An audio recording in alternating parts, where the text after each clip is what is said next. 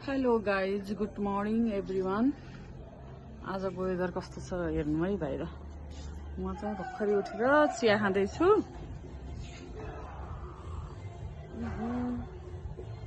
Skin पनि कस्तो भएको छ हो, 5 दिन नसुते जस्तो।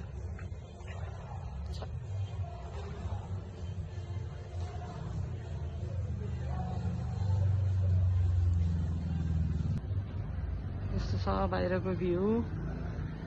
उहाँ माथि चरा बसिरहेछन्। म चिया खाँदैछु।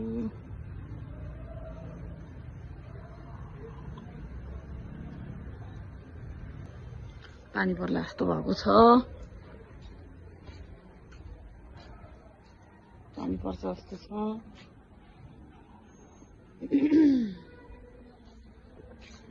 खाना बनाउनु पर्यो। म चाहिँ यो बिहान उठेर आधी कप जति तातो पानीमा सातु पनि घोलेर खान्छु कि। मेरो डाइट प्लान दुब्लो त छैन, त्यही पनि विथआउट सुगर हो। विथआउट सुगर भएपछि के मिठो हुन्छ त, खान त पर्यो। त्यो पनि मजा लाग्छ मलाई। म खासै चिनी भएको चिजहरू धेरै खाँदिनँ, त्यही भएर पनि ठिकै लाग्छ। मेरो डाइट प्लान, डाइट रुटिन के भन्नु होइन। बिहान उठ्ने, मनतातो पानी खाने, 1 गिलास 1 कप मनतातो पानी खाने। अनि मनतातो पानी खाइसकेपछि के अरे ब्ल्याक कफी खाने। ब्ल्याक कफी पिउँछु 1 कप। 1 कपमा गर्मीमा, जाडोमा फेरि ठुलो कपमा चाहिन्छ। 1 कपमा पिउँछु। अनि त्यसपछि फेरि तातो पानीमा अनि सबै कुराहरू राखेको सातु, त्यो सातु 2 चम्चा हालेर तातो पानीमा घोलेर 1 कप त पिउँछु। अनि त्यो पिइसकेपछि अनि फेरि वेट लस त के हुन्थ्यो होइन, पानी खाए पनि बढ्ने शरीरलाई। त्यही पनि मैले जिरा ज्वानो, पेट पनि आनन्द हुन्छ भनेर कि जिरा ज्वानो अनि त्यो भुटेर, पखालेर, सुकाएर भुटेर पिनेर मिक्सरमा, अनि 1 बट्टा बनाएर त्यो पनि राख्छु। अनि 1 चम्चा फेरि त्यो तातो पानीमा हालेर भिजाएर राख्छु उठ्ने बित्तिकै। अनि त्यो पनि फेरि 1 कप पिउँछु। बिहान उठेपछि त 2 लिटर पानी पिएको घरि केमा अनि खाना बनाउँछु।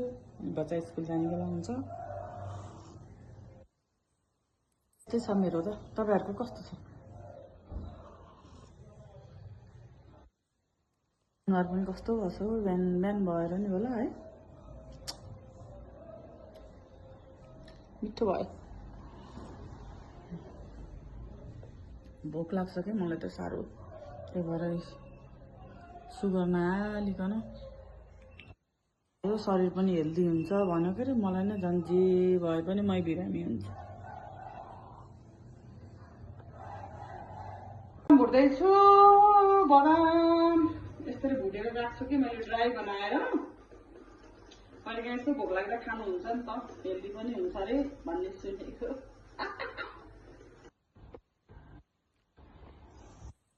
त्यस्तै हो।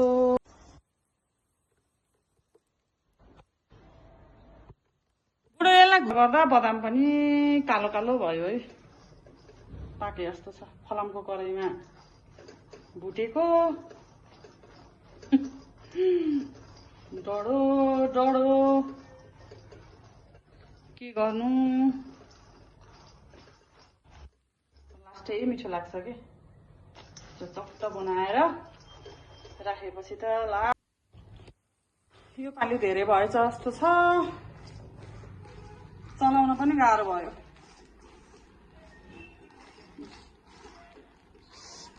तातो भयो। चलायो एउटा यस्तो बनाइसकेँ।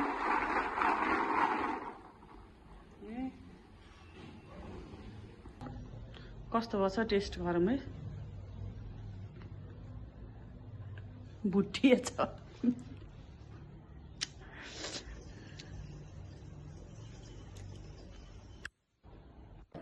यो बोक्रा फालेको, यो चाहिँ बोक्रामा फाल्यो। यो मैले पुदिना सुकाएको चाहिँ धेरै भएर कस्तो राम्रो है। अब यो पनि हल्का सुकेपछि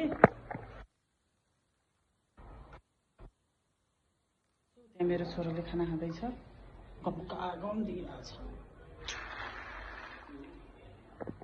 यो फेरि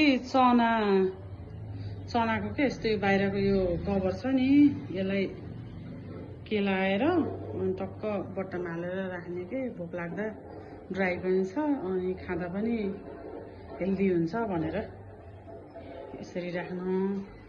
यो सबै मैले बोक्रा केलाएर सफा बनाएर राखेको, अब बट्टामा हालेर प्याकिङ गर्ने हो। सेमी र आलुको तरकारी बनाइयो है, लोकल आफ्नै बारीमा मजाले फलेर। यति बेला म चाहिँ घरको बाहिर आइराखेकी छु। कस्तो घाम लाग्छ, चरक्क यस्तो छ घरको बाहिर, घाम लागेको छ। कस्तो राम्रो गुलाबको फुल फुलिरहेछ। यहाँ लुगा सुकाएको, यो चाहिँ पुदिनाको पात धेरै भएर पुदिना सुकाएर राखेको कि मैले। यत्रो धेरै पुदिना छ अनि मैले सुकाएर फर्सीको मुन्टाहरू लगाएको छ बारीमा। कस्तो राम्रो, कति धेरै फर्सीको मुन्टा खाइयो। यस्तै छ, यस्तो घाम लागेको छ माथि है, पानी पर्ला जस्तो छ त्यता।